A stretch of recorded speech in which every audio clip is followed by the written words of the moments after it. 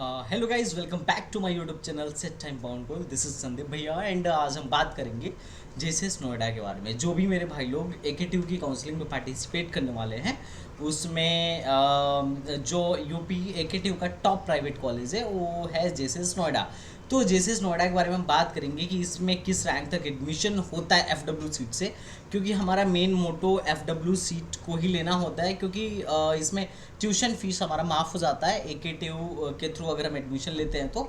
और अगर आप मैनेजमेंट कोटा के थ्रू एडमिशन लेंगे तो बिल्कुल भी ये सारी सीटें नहीं मिलेंगी और ऊपर से स्कॉलरशिप भी आपको नहीं दी जाएगी। तो हम लोग का हमेशा से यही चॉइस रहता है कि बच्चों को काउंसलिंग के थ्रू ही ये प्राइवेट कॉलेज दिलवाया जाए और वो भी TFW सीट से ही दिलवाया जाए, ट्यूशन फी बिहेवियर सीट से ही दिलवाया जाए। तो उसके लिए एलिजिबिलिटी क्राइटेरिया क्या है और जैसे नोएडा की फ़ीस क्या है, जैसे नोएडा की कैंपस लाइफ क्या है, कॉलेज में कॉलेज लाइफ क्या है, वहाँ की फैसिलिटी कैसी है, वहाँ की फैकल्टी कैसी है, हाईएस्ट प्लेसमेंट कितना रहा और कितने लोग वहाँ पे प्लेस्ड हो जाते हैं और उसका रिटर्न ऑफ इन्वेस्टमेंट कितना है। क्योंकि आप किसी भी प्राइवेट कॉलेज को लीजिए तो एक साल का खर्चा 2.5 से 3 लाख आता है। तो अगर आप 2.5 से 3 लाख खर्च कर रहे हो तो आपका बच्चा कितना उसका मतलब उस इन्वेस्टमेंट का आपको रिटर्न कितना दे रहा है, ये देखकर ही एडमिशन कराना हमें चाहिए और ये देखना भी बहुत ज़रूरी होता है। तो हम यहाँ पे डिस्कस करेंगे कि ऑल इंडिया कोटे वालों की कितनी रैंक रही थी, कितने रैंक तक इसमें एडमिशन हो जाता है और होम स्टेट वालों को कितने रैंक तक यहाँ पे एडमिशन मिलता है।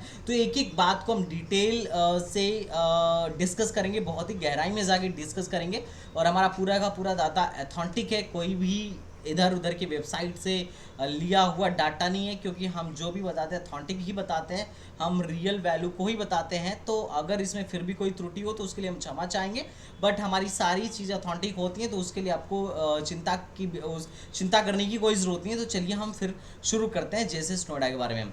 तो गाइज जैसे नोएडा है उसकी NIRF रैंकिंग जो है 251 से लेके 300 के बैंड में आती है, ठीक है। और सेक्टर 62 में है, जेपी के जस्ट बगल में, ठीक है। तो जेपी खैर एकेटिव में नहीं आता है, वरना मैं इसको मैं भी कभी जेपी के बारे में भी एक डिटेल वीडियो डिस्कस करूंगा, बट अभी हम जैसे नोएडा के बारे में वीडियो बना रहे हैं। और एक बात और, अभी जितने टॉप प्राइवेट कॉलेजेस हैं ना उनकी FW की मैं लिस्ट लेके आने वाला हूँ और वो वीडियो सबसे बेस्ट वीडियो होगी यूट्यूब पे। पूरे पूरे यूट्यूब पे पहली बार ऐसी वीडियो आएगी जो तुम्हें तुम्हारे दिमाग की बत्ती जला के रख देगी कि हमें बीटेक किधर से करना चाहिए और क्यों करना चाहिए और FW सीट को हासिल करने का तरीका क्या है, 2 लाख रैंक पर भी कैसे TFW सीट को हासिल किया जा सकता है और हमें क्यों प्राइवेट के TFW सीट्स को लेनी चाहिए। तो ये सारी चीज़ें तुम्हें वहाँ पे मिल जाएंगी। और अगर तुम सारा चीज़ अथेंटिक वे में देखना चाहते हो, रियल वे में देखना चाहते हो, तो तुम हमारे चैनल को सब्सक्राइब कर दो और इससे लाइक करना बिल्कुल ना भूलना और शेयर करो अपने दोस्तों को, ताकि उन्हें किसी भी तरीके की दिक्कत ना हो। तो चलो भाई देखते हैं इसमें एडमिशन प्रोसेस क्या है। तो इसमें एडमिशन जो होता है एकेटीयू UPCET काउंसलिंग के थ्रू होगा और उसके लिए तुम्हें जेई मेन का एग्ज़ाम देना पड़ेगा। जेई मेन के एग्ज़ाम के बाद UPTU की काउंसलिंग करानी पड़ेगी। अब जो UPCET है, UPCET की काउंसलिंग कह लो या एकेटीयू की काउंसलिंग कह लो, तो एक ही नाम है यार। UPTU को बाद में एकेटीयू कर दिया गया। अब जो उसकी काउंसलिंग करा रही है उसको UPCET कहते हैं, ठीक है। तो ये UPTU की जो काउंसलिंग है उसके थ्रू आपको करानी पड़ेगी। अब इसमें बात है कि इसमें लगभग लगभग 5 राउंड होंगे। तो इन पाँचों राउंड में तुम्हें क्या करना होगा, पहले रजिस्टर करना होगा। तो AKTU के जो रजिस्ट्रेशन डेट है वो अब तक डिक्लेयर नहीं हुई है, ये जल्दी ही डिक्लेयर हो जाएगी और जैसे ही डिक्लेयर होगी हमारे चैनल पर उसकी वीडियो भी पड़ जाएगी। तो तुम आराम से वहाँ से जाके देख सकते हो कि कैसे क्या करना है, रजिस्ट्रेशन कैसे करना है, कब करना है। तो इसके साथ तुम अपडेटेड रहो तो तुम्हें डेफिनेटली पता चल जाएगा, ठीक है। तो UPCET के काउंसलिंग के थ्रू होगी और उसके बाद इसमें सीट अलॉट होगा। आपको चॉइस फिलिंग करना होगा, चॉइस फिलिंग में आपको सीट अलॉट होता है और हमें ये देखना है कि इसमें फ़ीस कितनी है। तो देखो इसकी ट्यूशन फीस जो है बीटेक वालों के लिए OBC और जनरल के लिए 1,12,000। अब जिसको ट्यूशन फीस वेवियर मिलता है ना उसको 1,12,000 सीधे माफ। तो कितना फीस बचा, मात्र कितना फीस बचा, 1,12,000 इसमें से घटा लो। तो मान के चलो तुम्हारा 20 से 25,000 फीस लगता है, 20 से 25,000 पूरे साल का फीस लगता है। अगर तुमको ट्यूशन फीस वेवर मिल गया तो तुम 20-25,000 में क्या कर लोगे, आराम से अपनी 1 साल की पढ़ाई कर लोगे और ये पूरे 4 साल तक मिलेगा, ये ध्यान रखना, ठीक है। और उसमें से भी कॉशन मनी जो है, कॉशन मनी तुमसे वन टाइम कॉशन मनी लिया जाता है जो बाद में रिटर्न कर दिया जाता है, ठीक है।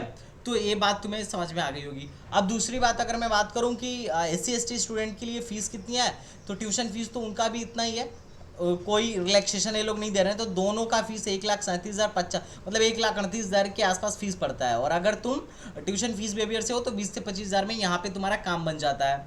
और हॉस्टल फीस कितना है, तो यार इनका हॉस्टल फीस काफ़ी अगर तुम AC रूम लेना चाहो तो 1,32,000, मतलब लग रहा है हॉस्टल नहीं होटल दे रहे हैं। और ट्रिपल शेयरिंग रूम लेना चाह रहे हो अगर विदाउट AC तो 94,000 का पड़ जाता है। तो ये भी 1 लाख के लमसम पड़ गया, तो काफ़ी महंगा है। मतलब 2,37,000 का पूरा खर्चा आ रहा है, 2,38,000 का एक साल का तुम्हारा खर्चा आ रहा है कुल मिला जुला के। तो ये उतना सस्ता भी नहीं है, बट ठीक है, चलो जा सकते हैं, क्योंकि प्लेसमेंट वगैरह भी उतने बुरे नहीं है। ठीक है, प्लेसमेंट वगैरह भी ठीक है, उस पर भी हम डिटेल में डिस्कशन करेंगे। तो ये तुम्हारा फीस था कुल मिला जुला के। अगर तुम्हें इधर जाना है तो 2.5 लाख का जेब में तुम्हारे पड़े होने चाहिए। ठीक है, मान के चलो साल का 2.5 लाख। और अगर तुम्हें फी वेवर सीट मिलता है तो कोई दिक्कत नहीं है। और एक चीज़ और कर सकते हो, जैसे और बच्चे करते हैं कि तुम PG लेके रह लो।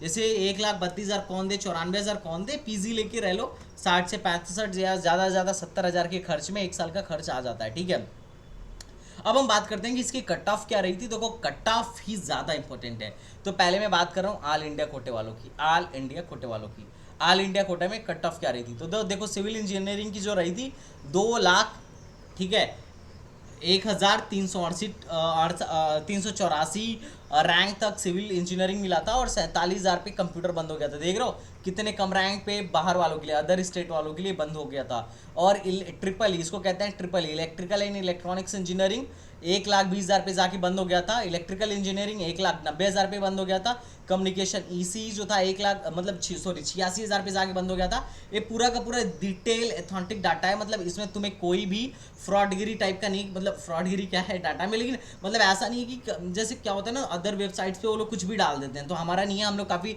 रिसर्च करके 4-5 राउंड की हम लोग कट ऑफ को लेकर ही देखते हैं कि इसमें से मैक्सिमम कहाँ तक गया है, और उसके बाद ही हम तुम्हारे सामने लेकर आते हैं। तो तुम्हारे रैंक्स अगर इसके आसपास हैं तो तुम्हारे एडमिशन होने के फुल चांसेस हैं, घबराना मत। और ये जो पूरी PDF है ना, ये तुम्हें हम अपने टेलीग्राम पे भी भेज देंगे। और अगर टेलीग्राम पे नहीं भी भेज पाएँ तो अपनी वेबसाइट पे हम अपलोड कर देंगे। हमारी वेबसाइट जल्दी लॉन्च होने वाली है, तो वहाँ पे तुम जाके एक एक डाटा को डिटेल में पढ़ सकते हो। काफ़ी रिसर्च के बाद हमारी टीम इसको जनरेट करती है, तो हम लोग काफ़ी हार्ड वर्क कर रहे हैं फॉर यू।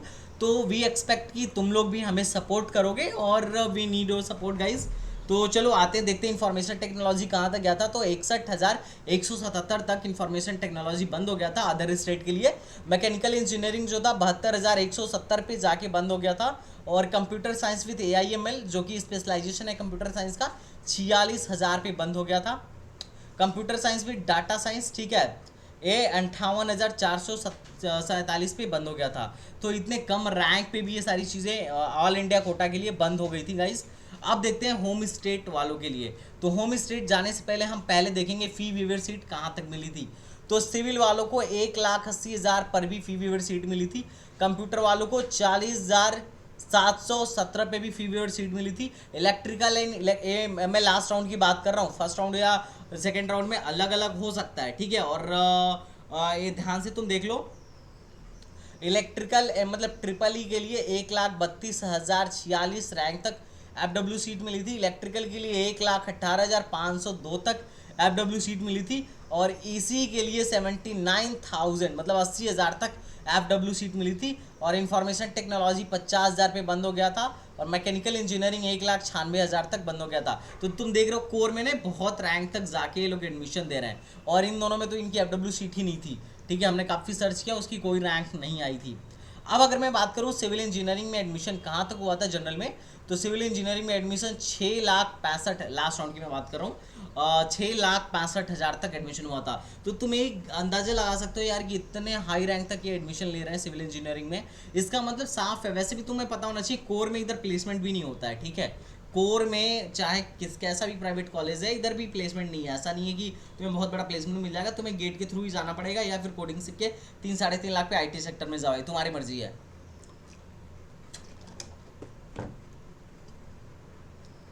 तो मैं कभी भी कोर के लिए रिकमेंड नहीं करता हूँ कि तुम्हें कोर में जाना है तो इसे लो, क्योंकि बहुत ज़्यादा पैसे लगते हैं और उसका रिटर्न ऑफ इन्वेस्टमेंट कुछ नहीं है। तुम्हें गवर्नमेंट जॉब निकाल के ही जाना है।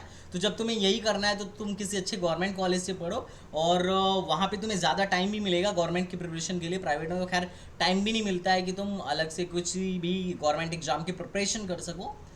तो इसका रिटर्न ऑफ इन्वेस्टमेंट बहुत ही बेकार हो जाता है कोर में। हालांकि सीएस वगैरह के लिए सही है रिटर्न ऑफ इन्वेस्टमेंट। अब कंप्यूटर साइंस देखो यार, 56,000 तक गई थी, ईडब्ल्यूएस की 60,000 तक गई थी, ओबीसी की 66,000 तक गई थी, एससी का 1,90,000 तक गया था, एसटी का 3,68,000 तक गया था कंप्यूटर साइंस। और अगर मैं बात करूं इलेक्ट्रिकल एंड इलेक्ट्रॉनिक्स इंजीनियरिंग की ट्रिपल ई की तो 1,47,000 तक जनरल में गया था, 2 लाख तक ईडब्ल्यूएस का गया था, और ओबीसी का 1,89,000 तक गया था, एससी का 5,72,000 तक गया था। इलेक्ट्रिकल की बात करूं तो 6 लाख तक जनरल का गया था। उसके बाद से ईडब्ल्यूएस का 5,86,000 तक गया था, ओबीसी का 4,99,000 तक गया था। और इट में भी थोड़ा सा इस डाटा में इट में भी issue, I will recheck it, just wait a minute. Okay,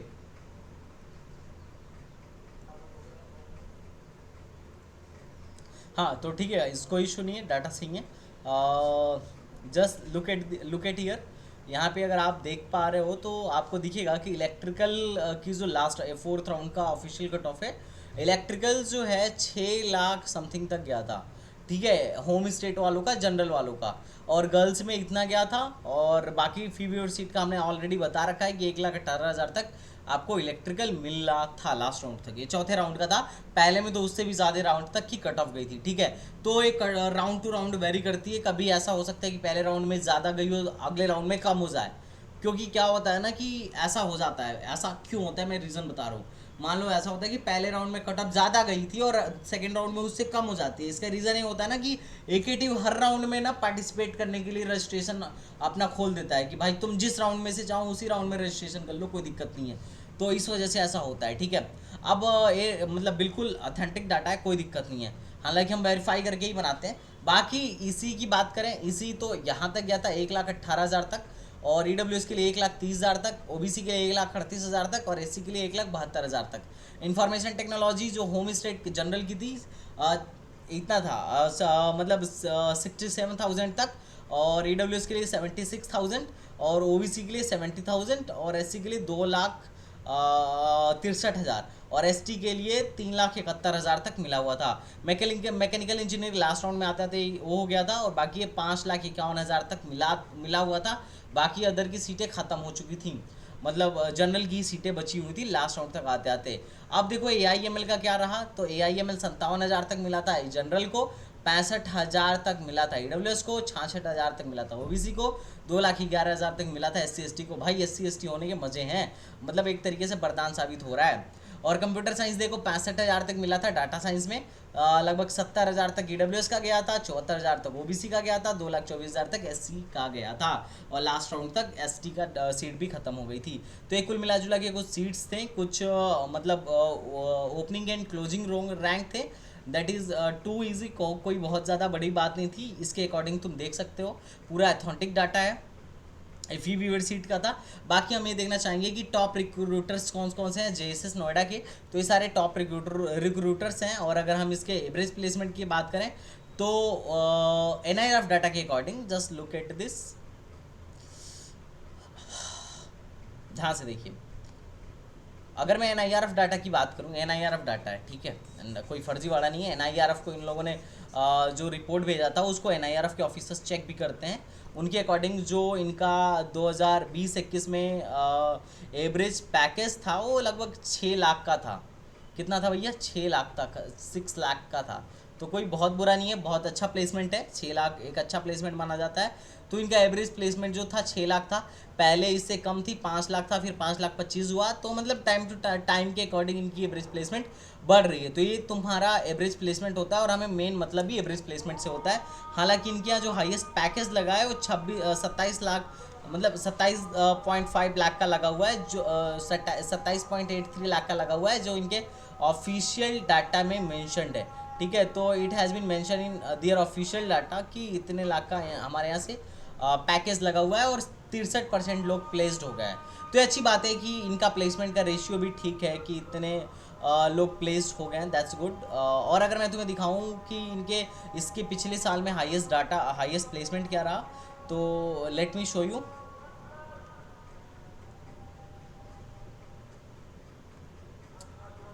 देखो, ओ सॉरी, मैं दूसरे का डाटा दिखा दिया। ओके,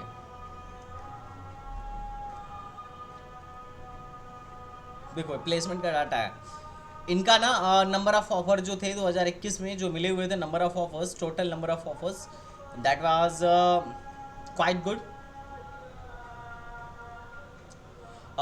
624 नंबर ऑफ ऑफर्स मिले थे, जिसमें से हाईएस्ट पैकेज जो था 27.83 लाख पर एनम का था। और ये सारी कंपनीज थी जिन्होंने जो इनको प्लेसमेंट्स देखी गई थी। तो तुम देख सकते हो कि इनको अमेजोन ने 27.83 का दिया था। तो बाकी और भी थी जो 7 और 8 और 10 के बीच में दिया। और इनका जो मिनिमम पैकेज रहा 1.5 लाख का लगा, आई थिंक मेरे हिसाब से 1.5 लाख का मिनिमम पैकेज इनका लगा था। ठीक है, हो सकता है कि उससे भी कम किसी का हो, बट ये तुम देख सकते हो। तो एवरेज पैकेज भी ठीक है, नॉर्मल है।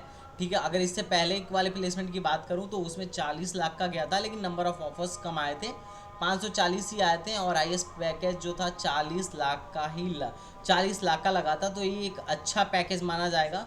40 लाख इज़ गुड। ठीक है, मतलब काफ़ी सही पैकेज है। और अगर मैं दिखाऊं कि 40 लाख जो था कौन सी कंपनी देखी गई थी, तो तुम यहाँ से देख सकते हो, इन्होंने पूरा डाटा दिया हुआ है कि हमारे यहाँ से ये लगा था, अमेजॉन इंटर्नशिप के थ्रू हुआ था। ठीक है, ओके। तो आई थिंक इनका हुआ था एडोबी सिस्टम्स का, और बाकी 30 में भी कई लोगों का हुआ। तो this is the one of the good data कि इतने लोग यहाँ पे प्लेस्ड हो रहे हैं और अच्छा खासा पैकेज लग रहा है। लेकिन ये मत समझना कि यहाँ जाने के बाद से तुम्हारा प्लेसमेंट हो ही जाएगा यार, तुम्हें मेहनत करना पड़ेगा। और अगर TFW सीट मिलती है तो डेफिनेटली जाओ, नहीं मिलती है तो तुम अपने घर वालों की इनकम देख के ही जाना। ठीक है, और बाकी ऐसा नहीं है कि बहुत ही बढ़िया कॉलेज है या बहुत ही बेकार कॉलेज है। टोटली डिपेंड करेगा कि आप वहाँ पे जाके आप कितना मेहनत करते हो, आप कितनी चीज़ों को लर्न करते हो। बाकी एक इन्वायरमेंट तो अच्छा प्रोवाइड करवा ही देगा और कंपनी भी बुला देगा। बाकी प्लेसमेंट लेना आपको है तो ऑन एन एवरेज ठीक कॉलेज है। तो बाकी आपकी मर्जी। बाकी हमने अपने तरफ से पूरी कोशिश करी कि आपको एक सही इन्फॉर्मेशन दे पाऊँ। उसके अलावा अगर फिर भी कोई बात छूट गई हो तो बताइएगा। और बाकी FW सीट का मैं एक डिटेल वीडियो बनाने वाला हूँ। अगर वीडियो अच्छी लगे तो लाइक सब्सक्राइब कर दीजिएगा, शेयर करने में कंजूसी नहीं करिएगा। और अगर आपको हमसे काउंसलिंग करानी है तो आप हमसे काउंसलिंग करा सकते हो। हमारा चार्ज है 1999 रुपीज़ आराम से। और हमारा मेन ऑब्जेक्टिव गवर्नमेंट कॉलेज होता है, फिर प्राइवेट में TFW ही होता है।